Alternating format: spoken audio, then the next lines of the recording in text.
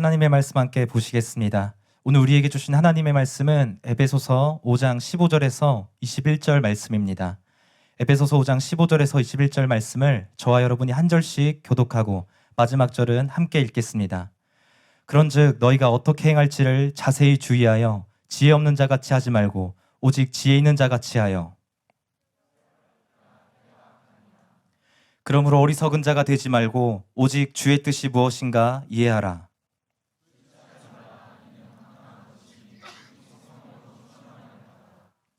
시와 찬송과 신령한 노래들로 서로 화답하며 너희의 마음으로 주께 노래하며 찬송하며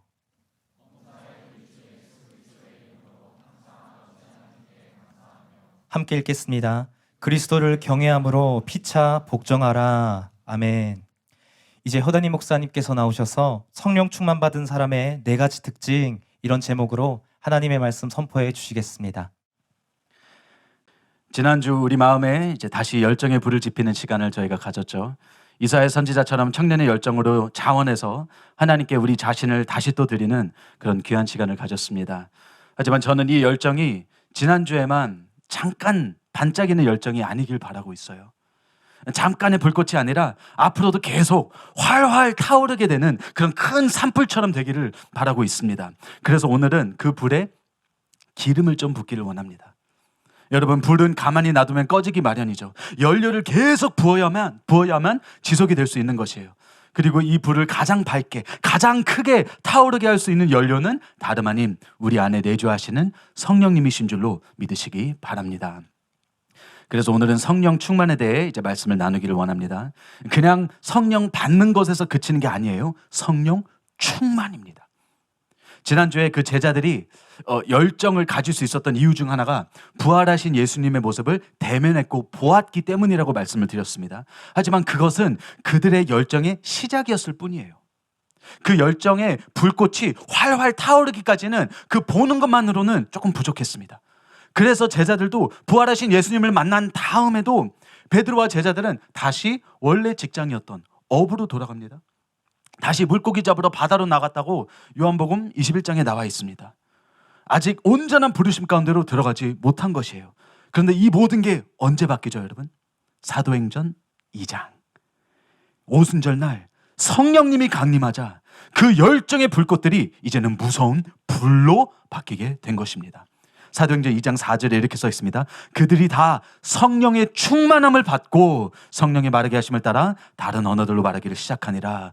그때 성령의 충만함을 받고 나서 각자의 부르심 안으로 온전히 들어갈 수 있었던 것입니다. 베드로도 성령의 충만함을 받고 거리로 나아가서 겁없이 담대하게 하나님의 말씀을 외친 것이에요. 그 성령 충만함으로 제자들은 순교하는 그날까지 끝까지 꺼지지 않는 불을 가지고 사명을 감당할 수 있었던 것입니다. 사랑하는 여러분, 우리 모두 이 성령 충만을 꼭 받으시기 바랍니다. 우리가 다른 것에 만족해서는 안 돼요. 성령님 조금 경험한 것으로 만족할 수 없는 것입니다. 왜냐하면 여러분, 이 열정은 그냥 우리가 하루 정도? 한 주? 한 달? 1년? 이 정도만 섬기는 게 우리의 목표가 아니지 않습니까? 여러분, 우리는 세상 끝날까지 계속 달리는 게 우리의 목표이기 때문에 성령님 한 방울? 두 방울? 이 정도로 만족할 수 없는 것이에요. 여러분, 우리의 목표는 성령 충만입니다. 아멘이십니까? 우리는 성령 충만을 원해야 되는 것이에요. 완전히 채워지는 것입니다. 성령 충만을 표현하는 헬라어 단어는 플레라오입니다. 플레라오. 이것은 가득 채우다는 뜻을 가지고 있고요. 흘러 넘칠 정도로 꽉 채운다는 것입니다.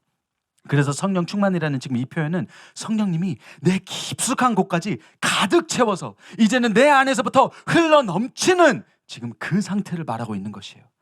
길성남 교수님은 성령 충만을 이렇게 정의했습니다.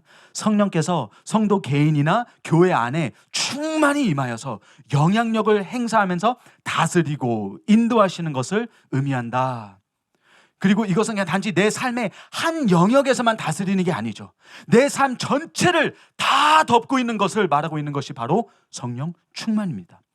풀케스라는 학자는 성령 충만을 삶의 모든 영역에서 제한받지 않고 역사하시는 하나님의 모습, 이렇게 덧붙였습니다. 사랑하는 여러분, 우리가 구해야 하는 것이 바로 이것입니다.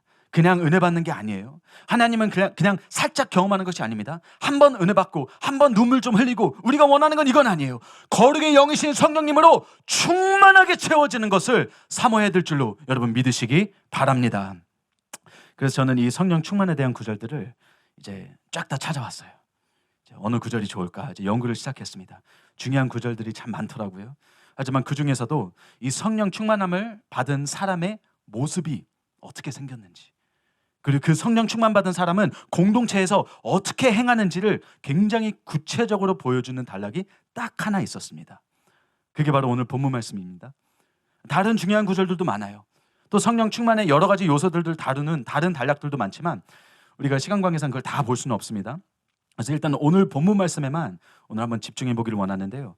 또 이것이 성령 충만의 전부를 다루고 있다고 볼 수도 없지만 이 에베소 교회라는 공동체에서 필요했던 성령 충만의 모습이 담긴 너무나도 중요한 본문입니다.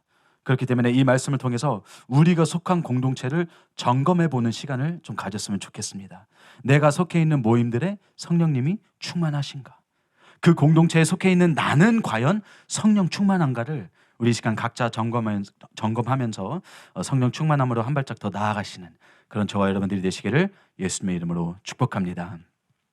네, 우선 서론으로 오늘 본문 말씀의 문학적인 틀에 대해서 좀 말씀드리겠습니다.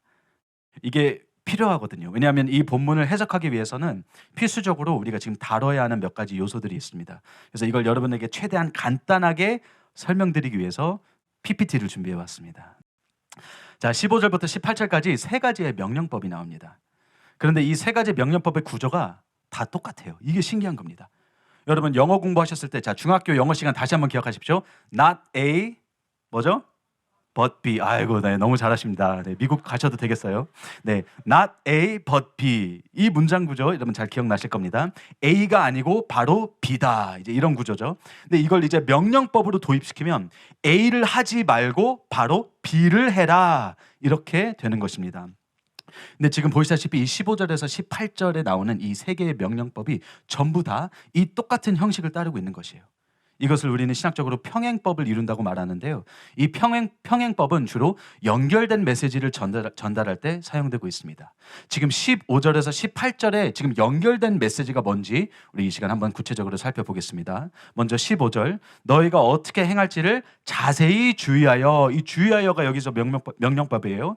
지혜 없는 자 같이 하지 말고 오직 지혜 있는 자 같이 하여. 자, 이게 이제 개역개정에 약간 이제 오역이 있습니다. 개역개정 그대로 보시면 여기 보시다시피 마치 명령법이 세 개인 것처럼 보입니다. 그렇죠?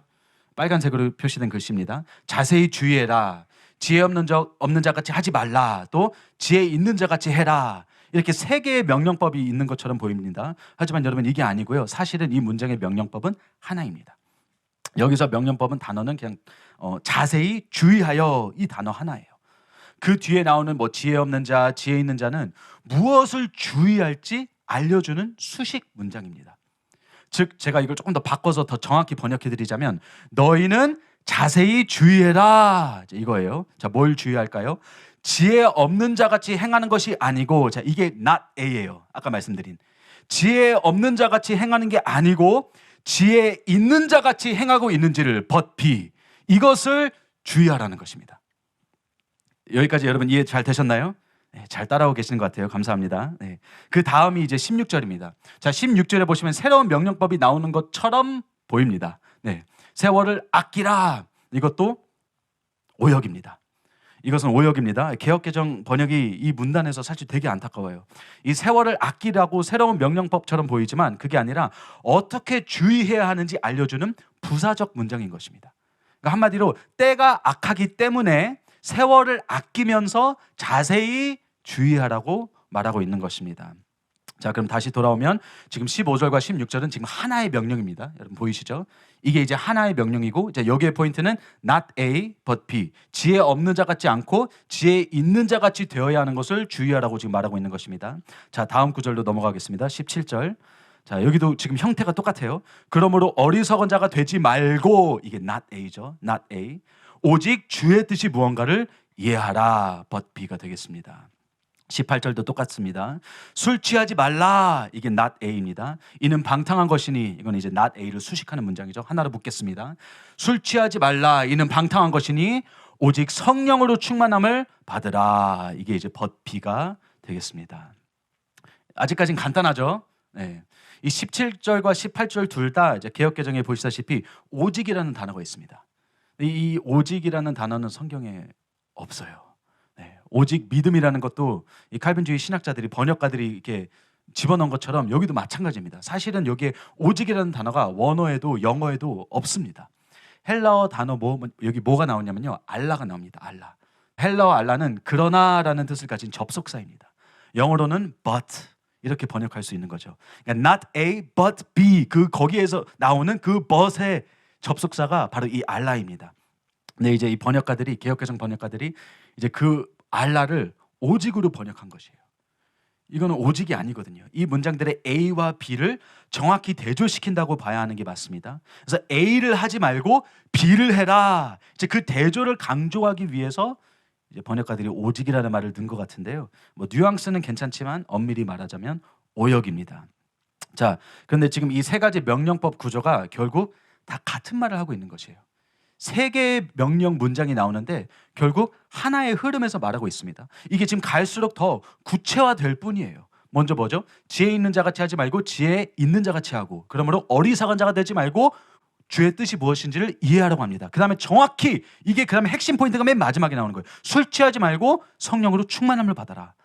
이거를 조금 다르게 한번 묶어보겠습니다. not A만 한번 볼게요. 이게 지금 평행법이기 때문에 이렇게 앞에 부분만 한번 살펴볼 수가 있는 것입니다. 지혜 없는 자같이 어리석은 자가 되지 말라. 어리석은 자가 지금 어떻게 행동한다고 나와 있나요? 술 취하는 것, 즉 방탕한 것 같이 행하지 말라. 이게 지금 not A를 묶은 것입니다. 이게 지금 첫 번째 지금 나오는 지금 내용이에요. 그 다음에 but B를 한번 보겠습니다. 지혜 있는 자같이 하나님의 뜻을 알라. 하나님의 뜻이 뭔가요? 성령으로 충만함을 받으라. 여러분, 지금 이 단락의 핵심 명령이 바로 이거라는 거예요.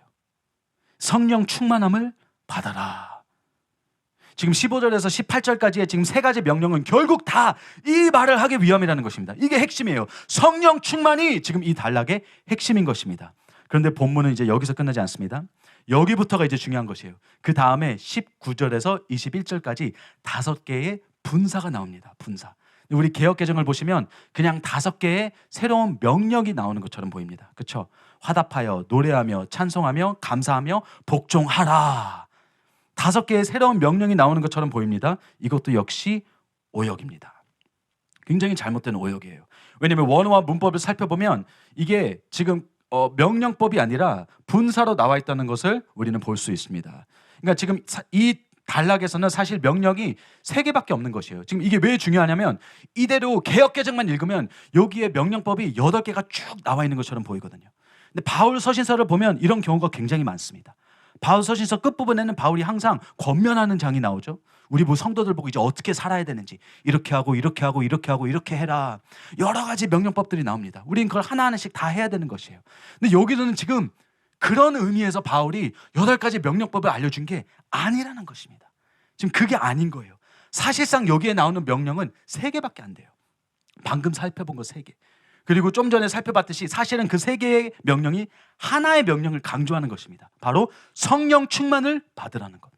그리고 이 나머지 동사들은 19절에서 21절은 다 명령이 아니라 분사인 것이에요. 즉 성령 충만을 수식하고 있는 부사적 문장들이라는 것입니다. 지금 이 뜻은 이 5가지 분사들이 바로 성령 충만함이 어떤 모습인지를 보여주고 있다는 것이에요. 이게 지금 핵심입니다. 이것 때문에 이 8가지 이렇게 복잡하게 설명한 거예요. 저희가 오늘 살펴볼 게 이제 이 5가지 분사입니다. 이 중에서 이제 2개는 그 노래하고 찬송하는 것은 이제 하나로 묶을 수 있기 때문에 오늘 말씀은 이제 4대지로 이제 전달 드릴 것입니다. 그 4대지가 이제 여기서 나오는 거예요. 이 분사 하나하나씩 우리가 이제 살펴볼 것입니다. 설명이 조금 길고 복잡했지만 여러분, 이걸 설명하는 것이 여러분께서 이제 우리가 앞으로 왜 이 분사를 살펴야 하는지 이거를 이해하기 만들기 때문에 이걸 조금 자세히 다뤘습니다. 왜냐하면 이걸 얼핏 보면 지금 이 동사들과 성령 충만하는 거랑 무슨 상관일까? 이렇게 생각하실 수 있기 때문입니다. 하지만 우리가 문법을 알면 지금 여기에 나와 있는 이 모습이 바로 성령 충만의 모습을 보여주고 있다는 것을 우리는 확신할 수 있는 것입니다. 네, 끝났습니다. 이거 빨리 꺼주세요. 네, 어려운 파트는 이제 끝났습니다. 네, 이제는 19절에서 21절을 이제 살필 텐데요. 네, 우리가 정말로 성령 충만한다면 이제 이런 모습들이 보여야 한다는 것이에요. 우리 안에 이런 모습들이 있는지 없는지 우리는 이제 점검하면 되는 것입니다. 이제 여기서 주의할 점이 하나 있어요. 우리가 이런 모습을 가져야만 성령 충만해진다는 것이 아닙니다. 반대예요. 반대입니다. 우리가 성령 충만해져야 이런 모습들이 가능해진다는 것입니다. 그래서 만약에 내 안에 이제 이런 것들이 없다, 말씀을 듣는데 나는 이런 게 부족하다 하시면 억지로 이제 이런 모습을 되찾으려고 하는 게 아니라 내 안에 이런 모습이 없다는 것이 내가 성령으로 충만하게 채워지지 않았다는 뜻이기 때문에 주님을 더더욱 구하면서 나가시면 될 것입니다. 여러분 다 이해하셨죠? 우리 이제 1대지 다 같이 따라해 주시기 바랍니다. 성령 충만한 사람은 시와 찬송과 신령한 노래들로 서로 화답한다. 여기서 먼저 나오는 분사는 화답하다입니다. 화답하다. 헬라어로 랄룬테스. 사실 그냥 직역하면 그냥 말하다예요. 말하다. 서로에게 이렇게 말하고 있다는 것이에요. 성령 충만한 사람들은 시와 찬송과 신령한 노래로 서로에게 말을 한다는 것입니다. 이게 무슨 뜻일까요? 우리 이제 앞으로 서로 인사할 때 막 안녕하세요 막 뮤지컬처럼 막 노래하면서 막 인사해야 된다는 뜻일까요? 네, 그게 아니죠. 시와 찬송과 신령한 노래의 핵심을 파헤치면 우리가 이 구절의 뜻을 알 수 있습니다. 존 스토트는 이에 대해서 이렇게 말했습니다. 그리스도인들은 모일 때마다 하나님과 서로에게 노래하기를 좋아한다. 때로 우리는 유대인들이 성전과 회당에서 그랬던 것처럼, 그리고 초대 그리스도인들이 동트기 전에 만나듯 교창하며 그리스도께 찬송을 부르던 것처럼 상대방의 찬송에 답을 한다. 그리고 우리가 노래하는 시편 중 어떤 것들은 실제로 하나님을 예배하는 것이 아니라 서로를 권고하는 것이다. 좋은 예는 시편 95편 베니테로서 그 시편을 노래할 때는 서로를 향해 노래해야 한다. 오라 우리가 여호와께 노래하며 우리의 구원의 반석을 향하여 즐거이 외치자. 이것은 예배에서 나누는 교제, 서로 찬양하라고 권유하는 말이다.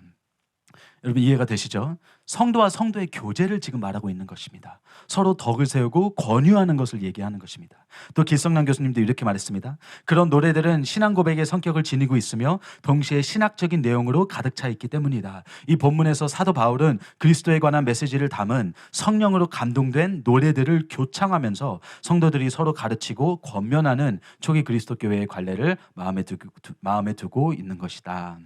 한마디로 여기서 바울이 성도들 보고 서로 시와 찬송과 신령한 노래로 말하라는 것은 하나님께 드리는 찬송보다는 서로와의 교제를 뜻한다고 말하고 있는 것입니다. WBC 주석의 저자를 비롯한 대부분의 학자들이 이 동일한 말을 하고 있어요. 여기서 말한 찬양은 하나님께 드리는 것보다 공동체에서 성도 간의 교제를 말하고 있다고 합니다. 성령 충만한 사람들은 서로와 교제를 할 때 늘 서로를 권면하고 일으켜 세우고 또 하나님을 향한 찬송과 찬양이 흘러 넘친다는 것이에요. 랄룬테스, 말하다는 분사입니다. 지금 이 구절의 핵심이 서로와 얘기를 어떻게 하냐는 것인데 서로와 얘기할 때 하나님을 찬양한다는 것입니다. 사랑하는 여러분, 여러분은 교회 친구들끼리 모여서 대화할 때 주로 어떤 대화들을 나누시나요? 모일 때마다 이제 앞으로 뭐 찬양 한 곡 부르고 이제 모여야 된다는 게 아닙니다. 그 뜻이 아니에요. 하지만 모일 때마다 주님을 찬양하는 마음이 흘러나와야 한다는 것은 그건 맞는 것입니다. 그런 마음으로 우리는 모여야 된다는 것이에요. 그런 마음으로 서로와 대화를 한다는 것입니다. 저도 신학교 동기들과 가끔씩 이렇게 영상통화로 이제 모임을 가질 때가 있습니다. 그런데 저희가 이제 뭐 한 달에 한 번, 두 달에 한 번 이렇게 모이는데요. 오랜만에 모이다 보니까 모임을 할 때마다 이 각자의 기도 제목을 나누는 것에 이제 초점을 맞추기 시작했어요. 그래서 한두 시간 얘기를 나누는데 거의 다 부정적인 얘기더라고요. 뭐 일부러 그렇게 한 건 아닙니다. 근데 일단 서로에게 기도 제목을 나누다 보니까 각자 삶 가운데 있는 힘든 부분, 지금 나에게 기도가 필요한 부분들을 이제 계속 나누는 거예요. 이런 부분에 초점을 맞추다 보니까 저도 어느새 이 모임이 좀 힘들어지는 거 있죠. 좀 버거워지기 시작했습니다. 처음에는 너무 좋았거든요. 분명히 믿음 안에서 모이는 거고 좋은 신앙의 동료들과 모이는 건데 왜 이렇게 힘들지? 왜 이렇게 즐겁지가 않지? 이게 맞나? 어느 순간부터 그 좋았던 기도 모임에서 성령 충만을 잃어버렸던 것입니다. 사랑하는 여러분, 우리 성령님은요, 기쁨과 희락의 성령님이십니다. 성령의 9가지 열매 중에 하나가 바로 희락이잖아요. 또 사도행전 13장 52절에 이렇게 적혀 있습니다. 제자들은 기쁨과 성령이 충만하니라. 성령 충만할 때 반드시 기쁨도 충만하다는 것이에요. 여러분, 그럴 수밖에 없습니다. 희락의 영이신 성령님이 내 안에 충만한데 어찌 기쁘지 않을 수가 있겠습니까? 사랑하는 여러분, 여러분께서 셀 모임 하실 때 또는 교회 친구들과 모일 때 여러분 주로 대화 내용들이 어떤 것들인가요? 기도 제목 나누지 말라는 게 아닙니다. 나누세요. 힘들 때는 힘든 얘기도 나누고 서로 위로해주고 기도해주고 격려도 해주는 것도 이것도 성도의 교제의 당연한 부분입니다. 하지만 성령 충만함에서 흘러나오는 찬양과 찬송도 있어야 한다는 것이에요. 그리고 그건 단지 하나님과의 예배에서만 있는 게 아니라 성도와의 교제에서도 반드시 드러나는 찬송인 것입니다. 제가 그 신학교 모임에서 동기들에게 그렇게 말했어요. 우리 오랜만에 모일 때마다 기도 제목만 나누는 게 아니라, 그것도 좋지만 기도 제목은 좀 간단히만 나누고 그동안 하나님께서 각자의 삶 가운데 어떤 일들을 행하셨는지 좀 나누자고, 어떤 좋은 일들이 있었는지, 하나님께서 얼마나 신실하셨는지를 이런 것 좀 나누자고 의견을 제시했어요. 모임 분위기가 바로 바뀌었습니다. 바로 성령 충만한 모임으로 다시 회복됐어요. 여러분, 우리 아프리카 선교팀도요, 선교 중에 항상 웃습니다. 많이 웃어요. 네, 여러분 보시면 깜짝 놀라실 수도 있어요. 뭐 선교하러 나가면 뭐 무조건 좀 준엄해야 되고, 뭐 항상 뭐 방언으로 막 기도해야 되고, 혹시 그런 줄만 아셨습니까? 네, 물론 아프리카 선교지에 가면 정말 힘들어요. 네, 심각한 일들 터질 때도 많고 눈물로 함께 기도할 때도 많습니다. 여러분의 기도가 정말로 많이 필요합니다. 하지만 우리 선교팀은요, 단 하루도 큰 목소리로 크게 웃지 않고 지나간 날이 없습니다. 없어요. 너무 즐거워요. 너무 기쁩니다. 왜냐하면 우리 안에 계시는 그 성령님은 항상 좋으신 주님을 찬양하고 있기 때문이에요. 성령님께서 충만하게 함께 하신 곳에서는 기쁨과 희락이 넘치기 때문입니다. 그리고 그 기쁨과 찬양이 서로와의 교제에서도 당연히 드러나는 것입니다. 또 한 가지 말씀드리기 원하는 것은 바로 이 말의 중요성입니다. 랄룬테스, 결국 성도가 서로에게 하는 말에 대해서 지금 다루고 있는 구절이잖아요. 이 말이 너무나도 중요하다는 것을 우리는 이 구절을 통해서 또 볼 수 있는 것입니다. 사랑하는 여러분, 성령 충만한 사람은 절대로 덕이 안 되는 말을 하지 않습니다. 말을 굉장히 조심스럽게 합니다. 남을 비방하거나 깎아내리거나 그런 말은 절대로 하지 않습니다. 성령 충만한 사람의 입에서 나오는 말들은 본문처럼 하나님을 찬양하는 말들이고 서로의 덕을 세우는 말들 뿐입니다.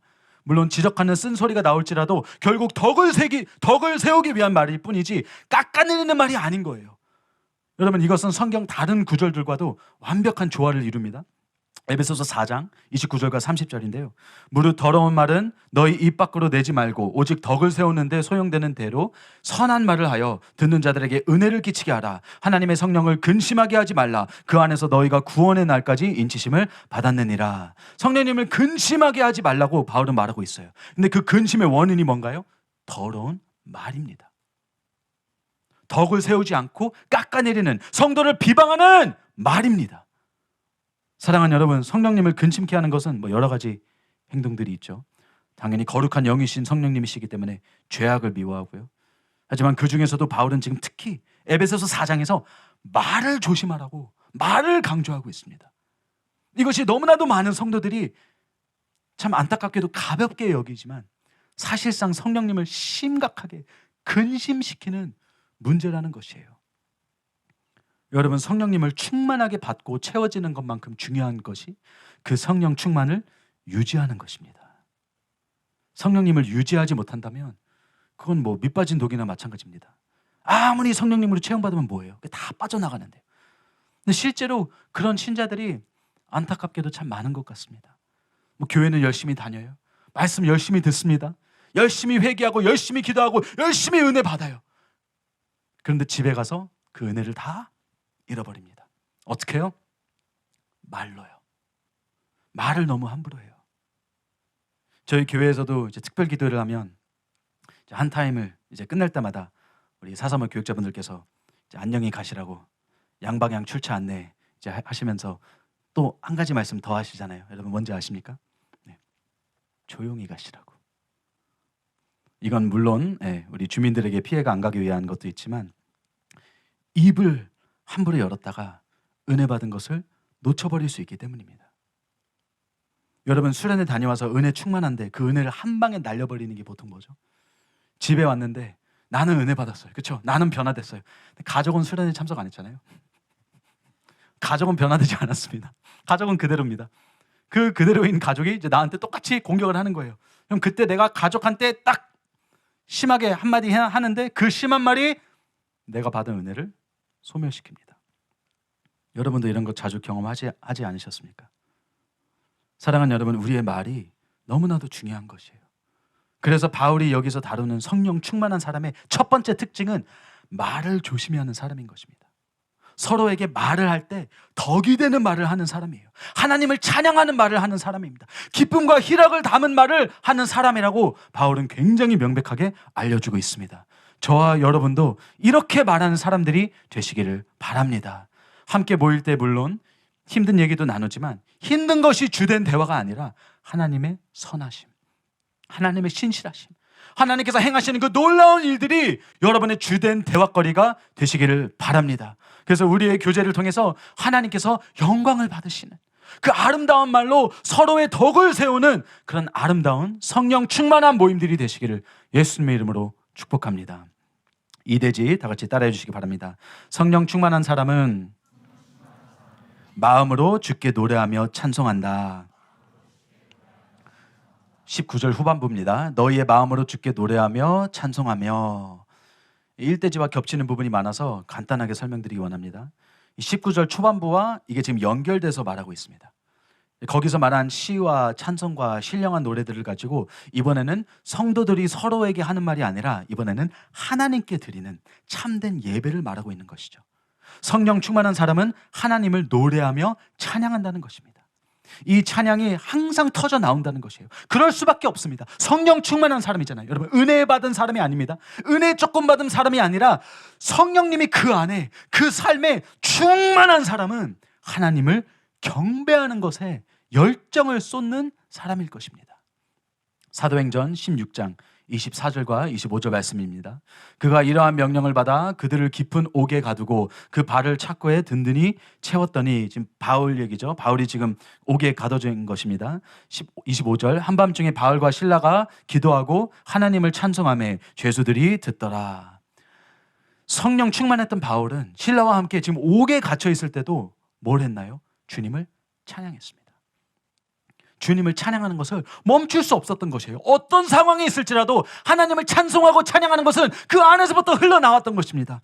또 아비멜렉에게 도망가고 다른 왕 앞에서 미친 척하면서 쫓겨났던 다윗도 마찬가지입니다. 여러분 다윗은 지금 목숨의 위협을 느끼면서 지금 인생 최하점에 있는 것이에요. 가장 힘들 때에 있는 것입니다. 그때 썼던 시가 바로 시편 34편이에요. 34편 1절에 뭐라고 나와 있는지 한번 보십시오. 내가 여호와를 항상 송축하며 내 입술로 항상 주를 찬양하리이다. 여러분 주의 영으로 충만한 사람들은 하나님을 찬양하는 것을 멈출 수가 없는 것입니다. 사랑하는 여러분, 여러분 안에 이런 주체할 수 없는 찬양이 올라오고 있습니까? 여기서 중요한 디테일이 한 가지 있습니다. 나는 음악에 소질이 없는데 어떡하지? 나는 음치인데 나는 어떡하지? 이렇게 생각하실 수도 있어요. 성령 충만의 중요한 요소 중 하나가 하나님을 찬양하고 경배하는 것인데 나는 그럼 성령 충만함을 경험할 수 없다는 뜻인가? 아닙니다. 사도 바울은 감사하게도 중요한 디테일을 여기에 이 구절에 포함시켰죠. 너희의 마음으로. 너무 감사하죠. 목소리가 아닙니다. 너희의 마음으로 주께 노래하며 찬송하며. 물론 음악으로 찬양하는 것도 예배의 중요한 부분을 차지하고 있습니다. 하지만 여기서 더 중요한 것은 마음으로 드리는 경배예요. 여러분 목소리가 어떻든 음정이 어떻든 신경 쓸 필요가 없습니다. 하나님은 우리의 목소리를 듣는 게 아니거든요. 여러분, 마음에서 우러나오는 찬양을 하나님께서는 받으시는 것입니다. 마음으로 드리는 찬양인 것이에요. 마음으로 드리는 경배예요. 그리고 이것은 평상시에 터져나오는 그 찬양도 말하고 있지만 사실은 공예배를 일컫는다고 보시는 게 더 정확합니다. 존 스토트도 이 시와 찬송과 찬양들이 공예배를 뜻한다고 보고 있습니다. 지금 이 본문 말씀 전체가 개인이 아닌 사실 지금 공동체에 관한 것이거든요. 나중에 보면 더 잘 아시겠지만 이 성령 충만해지면 물론 개인적인 변화들도 있습니다. 그렇죠? 뭐 죄를 이기고 그리스도의 형상대로 변화되고 이런 중요한 변화들도 많지만 바울은 오늘 본문에서 지금 다루고자 하는 것은 공동체적인 변화입니다. 교회를 다루고 있는 것이에요. 성도들이 성령 충만해지면 교회의 모습이 이렇게 된다는 것을 보여주고 있는 것입니다. 성도들이 공예배에 대한 열정이 달라진다는 것이에요. 주님을 경배하고 찬양하는 마음이 이제는 다윗처럼 바울처럼 불타오른다는 것입니다. 그리고 또 예배에서 빠질 수 없는 진리의 말씀에 대한 열정도 여기에 포함되어 있습니다. 노래만 부르는 게 아니에요. 말씀도 여기에 포함되어 있어요. 19절 앞부분에 언급된 시와 찬송과 신령한 노래들이 있죠. 근데 이 중에서 이 시와 찬송은 하나님의 말씀도 포함하고 있습니다. 그랜트 오즈본을 비롯한 많은 학자들이 이 바울 서신에 담긴 몇 가지 찬송들이 있다고, 그 찬송들도 여기 포함되어 있다고 말하고 있습니다. 예를 들어 뭐 빌립보서 2장 5절에서 11절도 찬송입니다. 골로새서 1장 15절에서 18절 이것도 찬송이고요. 뭐 디모데전서 3장 16절 이를 비롯한 여러 가지 성경 신약에 있는 성경 구절들도 그 당시 초대교회 성도들이 찬양하면서 찬송으로 불렀던, 실제로 썼던 그런 성경 구절들인 것이에요. 그리고 여기서 말하는 시는 대표적으로 우리가 잘 아는 시편 말씀을 의미하고 있는 것이겠죠. 즉 지금 이 열정은 단지 노래 부르라는 것에 대한 열정이 아닌 거예요. 하나님의 말씀에 대한 열정, 또 예배에 대한 열정을 다루고 있는 것입니다. 사랑하는 여러분, 하나님을 경배하고 예배드리고자 하는 그런 불타오르는 마음들이 여러분 안에 있습니까? 이걸 살펴봐야 되는 것이에요. 왜냐하면 성령 충만한 자들은 이 마음이 있다는 것이에요. 하나님을 예배하고자 하는 마음, 하나님의 말씀을 향한 마음, 주님을 경배하고 찬양하고자 하는 마음이 그 안에서부터 흘러 넘친다는 것입니다. 저도 처음 거듭난 다음에 그냥 교회에서 살았어요. 제 신앙이 가장 뜨겁고 가장 성령 충만할 때는 항상 교회를 찾았습니다. 그냥 교회가 너무 좋았어요. 목사님한테 키를 받아가지고 교회에 그냥 혼자 문을 따서 들어가서 주님께 예배드리고 그랬습니다. 공예배는 하나도 빠지지 않고 그냥 다 참석했어요. 오전 중보, 수요 예배, 화요 예배, 금요 예배, 1, 2, 3부 주일 예배 다 참석할 수 있는 거 그냥 다 참석했습니다. 예배 없는 날은 혼자서 예배드렸습니다. 이 주님과 항상 연결된 그 성령님이 내 안에서 충만하니까 나도 그 하나님과 항상 연결되고 싶어 하는 거예요. 그래서 나도 그 하나님과 항상 함께하고 싶고 주님께 예배를 드리고 싶어 하는 그 마음이 내 안에서부터 터져 나오는 것입니다. 공예배 다 나오라는 거 아니에요. 저는 그때 휴학 중이어가지고 상황적으로 그게 됐습니다. 중요한 것은 역시 우리 하나님을 그렇게 경배하고자 하는 마음이 있어야 된다는 것입니다. 교회 가는 것이 힘든 일로 느껴지는 게 아니라 그냥 어떤 역할을 맡았기 때문에 책임감으로 나가는 것이 아니라 뭐 기대와 하니까 그냥 뭐 출석 도장 찍으러 나가는 것이 아니라 내 영에서부터 진심으로 예배의 자리를 찾는 것입니다. 그 갈망이 나오는 것이에요. 여러분, 이게 성령 충만한 자로부터 흘러나오는 자연스러운 갈망인 것입니다. 이 열정이 있어야 되는 것이에요. 주님을 어떻게든 경배하고 싶어하는 그 열정입니다. 사랑하는 여러분, 예배를 기대하는 마음, 진리를 사모하는 마음, 하나님을 경배하고 싶어서 주체할 수 없는 그런 마음들이 여러분 안에 있습니까? 있어야 되는 거예요. 그게 성령 충만한 자의 모습입니다.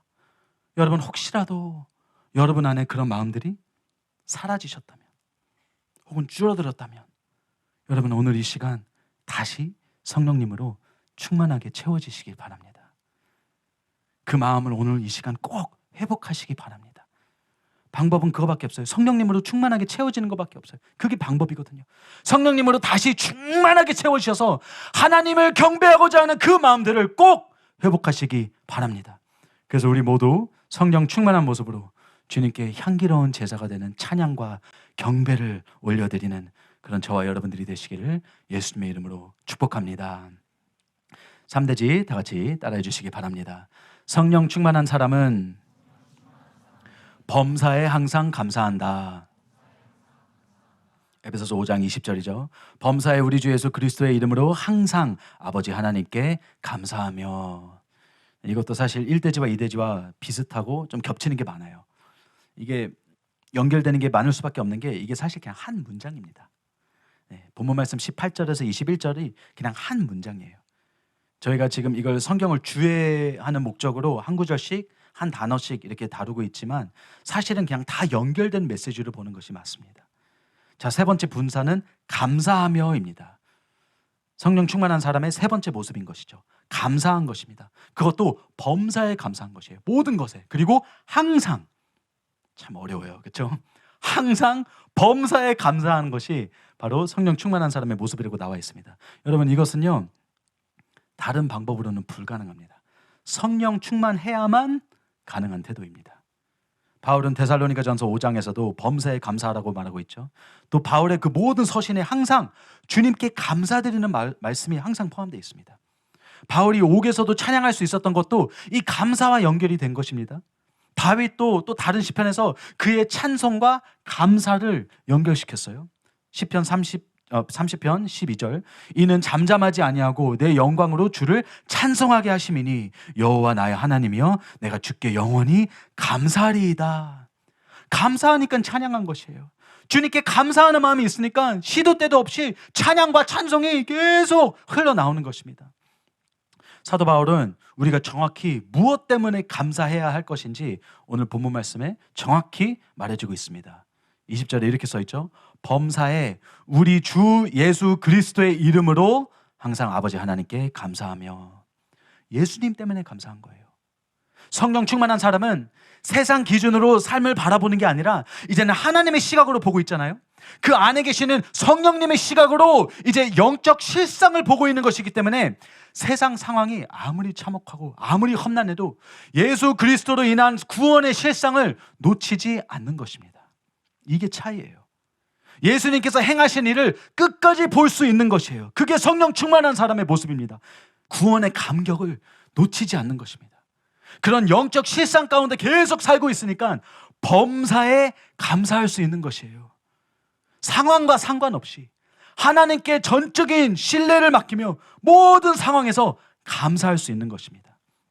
여러분, 여러분의 삶 가운데 이 감사함이 있습니까? 범사에 감사하고 계십니까? 항상 이 감사함 가운데 누리는 평안과 기쁨이 있습니까? 그게 성령 충만한 사람의 모습이라는 거지요. 근데 여러분의 삶 가운데 이 감사가 좀 줄어들었다. 나는 요새 감사한 것보다도 힘든 일이 더 많이 생각난다. 내 입에서는 감사의 찬양보다도 힘든 고백들이 더 자주 나온다. 그렇다면 성령님을 담은 여러분의 독에 구멍이 난 것이 아닌지 점검해 볼 필요가 있는 것입니다.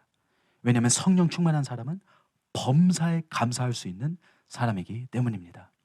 또 일대지와 연결시키자면 이 감사함 가운데 살지 못한 많은 사람들이 꼭 하는 게 있어요. 불평, 불만이죠.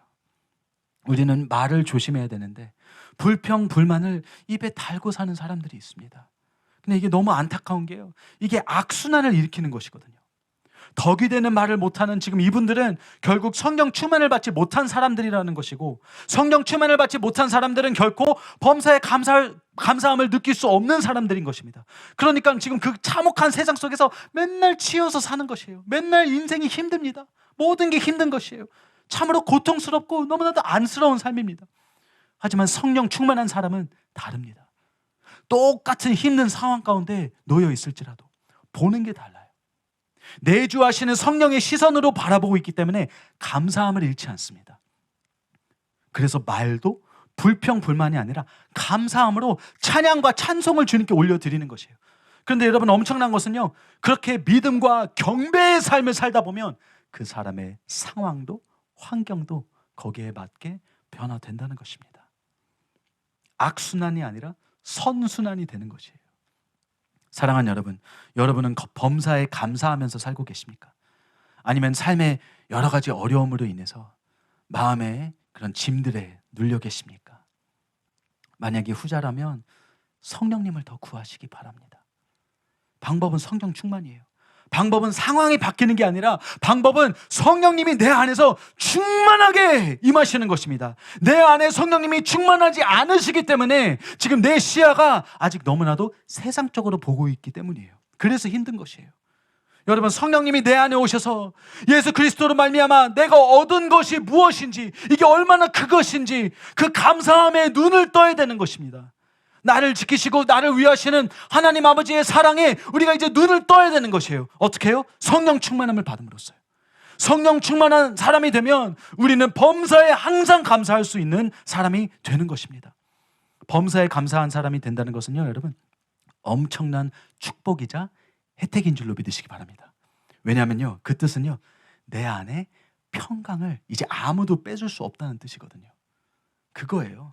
범사에 감사할 수 있는 사람은 뺏기지 않는 평강이 이제 이 안에 있는 것입니다.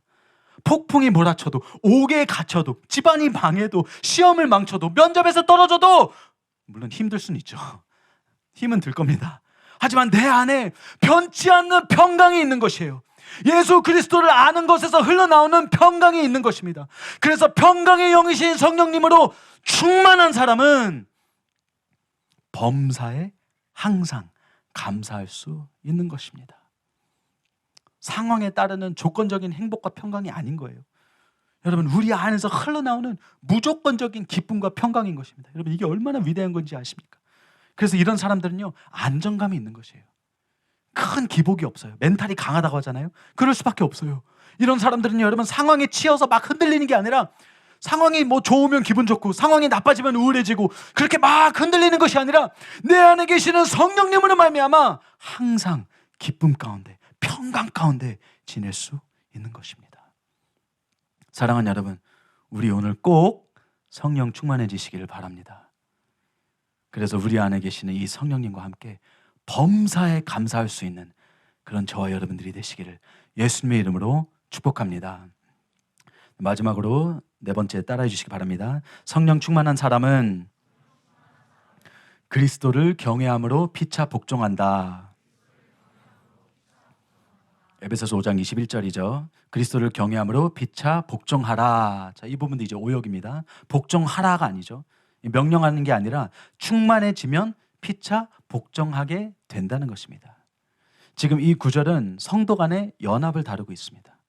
이 상호 복종의 현실적인 예화로 바울은 22절에서 33절까지 아내와 남편의 상호 복종에 대해서 이제 자세히 다루고 있는데요.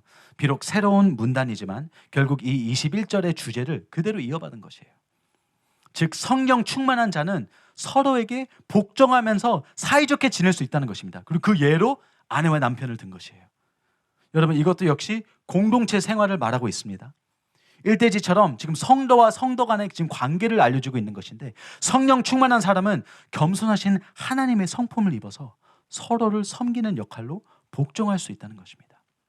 메손이라는 학자는 여기서 이 복종하다는 말을 가지고 예수님과 연결시켰습니다.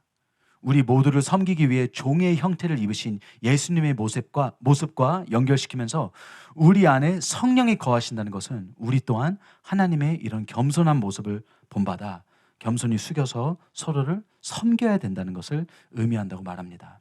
예수님께서 이 땅에 왕으로 오셨음에도 불구하고 우리의 발을 씻기시면서 우리를 섬기신 것처럼 우리 믿는 자들 또한 서로에게 복종하며 살 수 있어야 된다는 것입니다.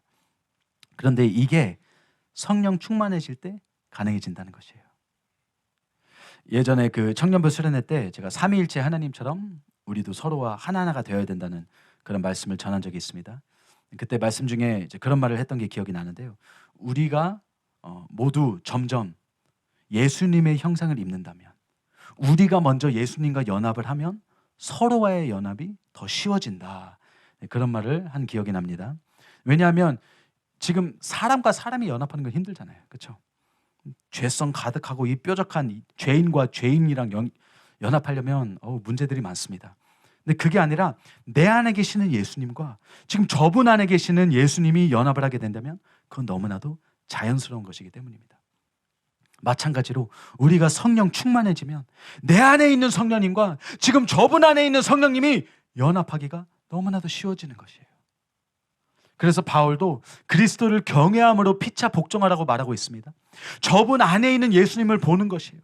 내가 예수님을 경외하는 만큼 지금 저분에게도 복종하고 겸손히 섬기고 하나가 되기 위해 노력을 할 수 있다는 것입니다. 사랑하는 여러분, 성령 충만해질 때 공동체에서 바로 보이기 시작하는 모습은 바로 이런 연합입니다. 상호 복종이에요. 서로 섬기고 서로 사랑하고 점점 예수님처럼 하나가 되는 모습이 보여야 하는 것입니다. 초대교회에서도 이 동일한 현상이 일어났습니다. 사도행전 4장 31절과 32절입니다. 빌기를 다음에 모인 곳이 진동하더니 무리가 다 성령이 충만하여 담대히 하나님의 말씀을 전하니라. 믿는 무리가 한 마음과 한 뜻이 되어 모든 물건을 서로 통용하고 자기 재물을 조금이라도 자기 것이라 하는 이가 하나도 없더라. 여러분, 무리가 성령이 충만해지자 첫째로 그들이 담대히 말씀을 전할 수 있다고 나와 있습니다. 이것도 성령 충만의 중요한 역할인데 오늘 시간 관계상 지금 다루지 못했습니다. 근데 이 말씀을 전하는 것에서 그치는 게 아니라 이 무리가 성령 충만해지자 믿는 자들이 한 마음과 한 뜻이 되어서 모든 물건을 서로 통용할 정도로 연합된 모습을 우리가 여기서 볼 수 있는 것이에요. 피차 복종하면서 서로를 섬기게 된 것입니다. 물론 여기에는 여러 가지 요소들이 담겨 있습니다. 하지만 그 중에 하나가 그들이 성령 충만을 받은 후라는 것을 우리는 볼 수 있습니다. 사랑하는 여러분, 우리도 성령 충만을 받으면 예수님께서 하셨듯이 서로를 더 사랑하고 더 섬기고자 하는 마음들이 생길 것입니다. 우리의 초점이 바뀌는 것이에요. 자기중심적인 것에서부터 이제는 믿음의 공동체를 향한 이타적인 마음으로 바뀌는 것입니다. 다시 18절로 돌아가면 이 술 취함과 방탕함과 반대되는 것이 지금 성령 충만인 것인데, 술 취함과 방탕함은 자기 자신을 위한 쾌락이잖아요. 근데 그거와 반대로 이제 성령 충만한 자들은 서로와 덕이 되는 얘기를 하는 것이잖아요. 말을 조심히 하는 거지 않습니까? 이타적인 마음인 것이에요. 공동체에서 하나님을 찬양하며 감사드리고 또 서로에게 복종하며 섬기는 모습을 이제 보일 수 있다는 것입니다. 사랑하는 여러분, 우리 공동체에서도 이런 연합, 이런 섬김, 이런 사고 복종이 보이게 될 줄로 믿습니다. 이게 성령 충만한 단체의 모습이에요. 서로 복종하고 서로 섬기는 것. 누구 하나가 우두머리가 되려는 것이 아니라 서로 낮아지고 서로 섬기려고 하는 모습입니다. 여러분, 이것이 예수님의 모습이지 않습니까? 이것이 예수님께서 그 가르침 가운데 우리에게 알려주신 그 내용이지 않습니까? 서로 머리가 되려고 하는 것이 아니라, 먼저가 되는 것이 아니라 나중에 되어서 서로 섬기려고 하는 것. 사랑하는 여러분, 우리도 예수님의 이 모습을 점점 드러내는 자들이 되시기 바랍니다. 우리도 성령 충만함을 받아서 우리 안에 계시는 성령님, 우리 안에 계시는 그 주님의 모습을 이제는 점점 드러나는 저와 여러분들이 되시기를 바랍니다. 그래서 이제는 주님께서 원하시는 그런 교회, 하나님께서 꿈꾸시는 아름다운 공동체를 만들어 나가는 그런 저와 여러분들이 되시기를 예수님의 이름으로 축복합니다. 아멘. 이제 말씀을 맺겠습니다. 사랑하는 여러분, 오늘 말씀은 우리가 어떻게 해야 된다는 게 포인트가 아닙니다. 이해가 되시죠? 우리가 성도와 교제할 때 기쁨과 희락으로 이렇게 말을 예쁘게 해야 된다는 게 포인트가 아닙니다. 물론 그렇게 해야죠. 근데 그게 포인트가 아니에요. 우리가 주님께 모든 상황에서 찬송과 경배를 드려야 하고 우리가 범사에 감사해야 한다는 게 포인트가 아니에요.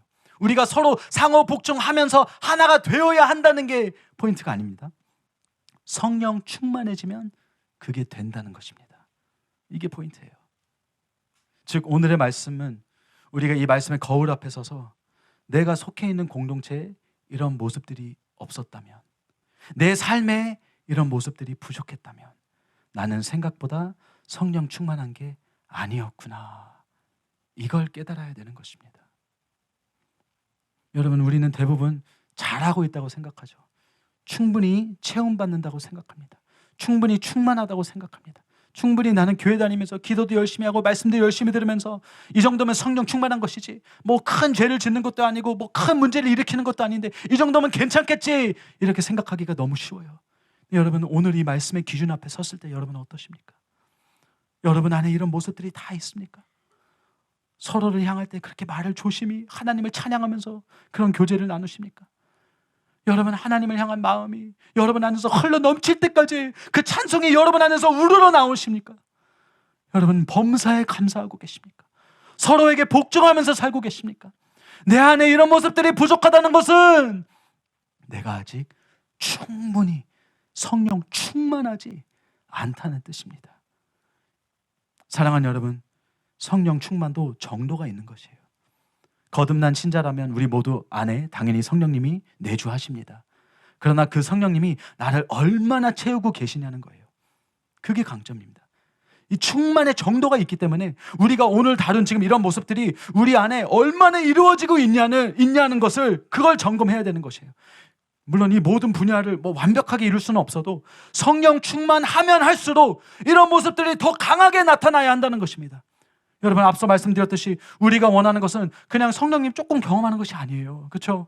그게 아닙니다. 조금 은혜 받고 거기서 그치는 게 아닙니다. 여러분, 우리가 오늘 원하는 것은 성령 충만입니다.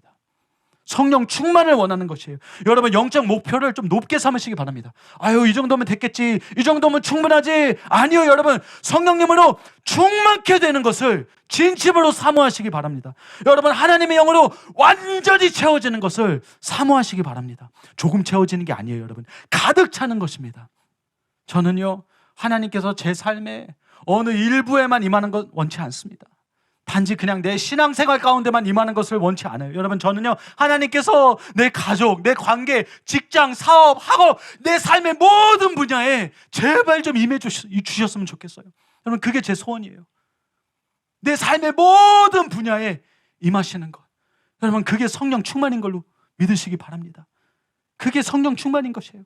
여러분 안에도 그런 갈망이 있습니까? 근데 그렇게 하기 위해서는 그 모든 분야에서 하나님께 문을 열어드려야 되는 것이에요. 내 자신을 비워야 되는 것입니다.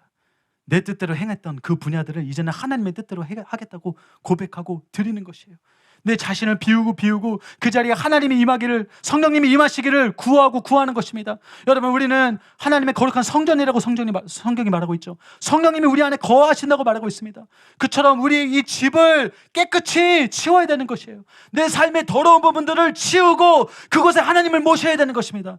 여러분 안에 이런 갈망이 있으십니까? 여러분의 삶의 모든 분야에 하나님께서 임하셔서, 하나님께서 주관하셔서, 하나님께서 충만하게 채우시는 것을 여러분은 정말로 원하십니까? 여러분, 우리는 하나님을 충만하게 받을 수 있습니다. 성령님을 이렇게 충만하게 받을 수 있습니다. 하나님이 원하시는 게 그거예요. 저는 이곳에 계신 모든 분들이 성령 충만을 간절히 구하는 자들이 되셨으면 좋겠습니다. 그냥 이론적으로만 우리가 아는 성령 충만 말고요, 실제로 우리의 삶의 모든 영역 가운데 하나님께서 가득 채우시는 그 역사를 매일매일 경험하시는 저와 여러분들이 되시기를 예수님의 이름으로 축복합니다. 그리고 받는 것에서만 끝나서는 안 되죠. 이제는 그 하나님을 유지하시기 바랍니다. 그 성령님을 유지하시기 바랍니다. 언행을 조심히 하면서 성령님을 근심케 하지도 소멸시키지도 않으면서 그 충만한 상태를 계속 유지하는 저와 여러분들이 되시기 바랍니다. 여러분, 증기 기관차 보신 적 있으십니까? 거대한 그 기차, 큰 기차를 끌고 가기 위해서 그 맨 앞에는 굉장히 강력한 엔진이 있죠. 엔진을 담은 그 엔진차가 있습니다. 근데 그 엔진에는 불이 계속 붙어야만 그 기차가 갈 수 있어요. 그냥 그 엔진에 불만 한 번 지피고 끝나는 게 아니에요. 기차가 달리는 내내 누군가가 그 뜨거운 엔진 옆에서 계속 서 있어야 됩니다. 삽을 들고 그 숯을 계속 석탄을 계속 그 불 안에 집어넣어야 되는 것이에요. 여러분, 우리의 신앙도 마찬가지예요. 은혜 받고 가만히만 있으면 이 불 꺼집니다. 여러분, 다짐만 하고 아무것도 안 하면 다짐에서만 멈춥니다.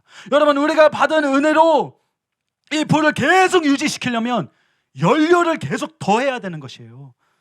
진리의 말씀을 계속 듣고 은혜의 자리에 계속 나오고 내 안에 계신 성령님을 계속해서 활활 타오르게 할 수 있는 연료를 계속 붓는 것입니다. 그 불을 소멸시킬 수 있는 죄악들은 멀리하고 속히 회개하고 성령님을 근심시킬 만한 것들 다 자제하고 육체의 소욕을 따르는 것이 아니라 이제는 성령의 소욕을 따르면서 성령님의 불을 계속 키우는 것입니다. 사랑하는 여러분, 오늘 이 성령 충만의 중요성을 알았다면, 그리고 내 안에 성령 충만의 모습이 얼마나 부족했는지를 발견하셨다면, 여러분, 오늘 이 시간 간절한 마음으로 성령님을 구하시기 바랍니다. 오늘만이 아니라 앞으로도 계속해서 구하시기 바랍니다. 제가 어제 기도하는 중에 주님께서 그런 감동을 주셨어요. 데니야, 내가 왜 이렇게 성령 충만을 원하는지 아느냐?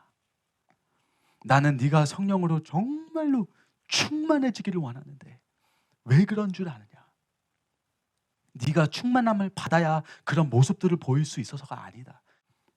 내가 그토록 너희들이 충만해지기를 원하는 이유는 내가 너희와 함께하기 원해서다.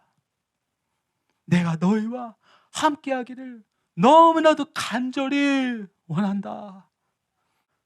여러분, 하나님이신 성령님께서 우리를 얼마나 사랑하시는지 여러분 아십니까?